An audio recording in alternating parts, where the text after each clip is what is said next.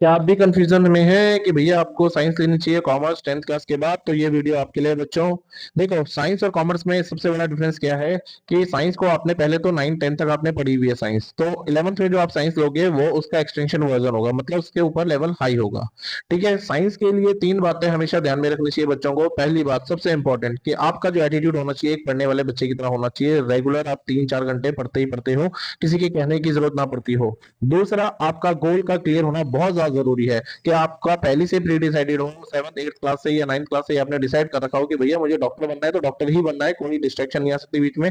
Engineer बनना है तो इंजीनियर ही बनना है, आपको पायलट बनना है तो पायलट ही बनना है, आपको साइंटिस्ट बनना है तो साइंटिस्ट ही बनना है। साइंस के मामले में गोल का क्लियर होना बहुत ज्यादा जरूरी होता है, वरना आगे जाके दिक्कत आती है। और तीसरा, आपके घर में फाइनेंशियली स्ट्रांग होना। अगर घर वालों का फाइनेंशियली स्ट्रांग नहीं होगा तो भी आगे फंड की जरूरत पड़ेगी, फिर वो लोन लेते हैं, और अगर आपके पहले 2 पॉइंट वीक हुए तो बच्चों आपके घर वालों का पैसा डूबेगा।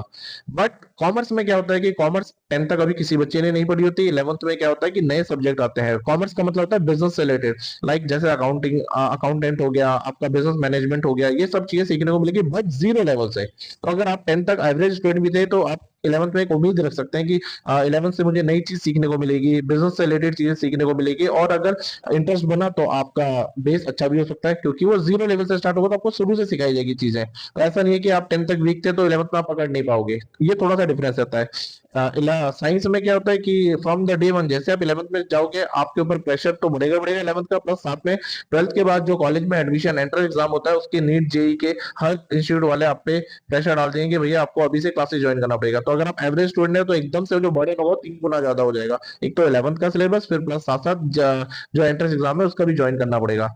कॉमर्स में ऐसा नहीं होता है, आप 11th में जाओगे तो 11th का पढ़ोगे, 12th में जाओगे 12th का पढ़ोगे, उसके बाद जो होता है वो कोर्सेज होते हैं, आप जो मन चाहे डिसाइड कर सकते हैं। साइंस में जो आपका मेन कोर्स है वो आपके ग्रेजुएशन से कॉलेज से ही होगा।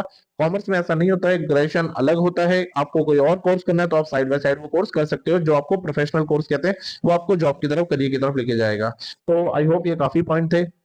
आपको ये वीडियो अच्छी लगी हो तो लाइक कीजिए, अपने दोस्त भाई बहन सबके साथ शेयर कीजिए, और चैनल पे नए हो तो सब्सक्राइब कीजिए। Bye bye.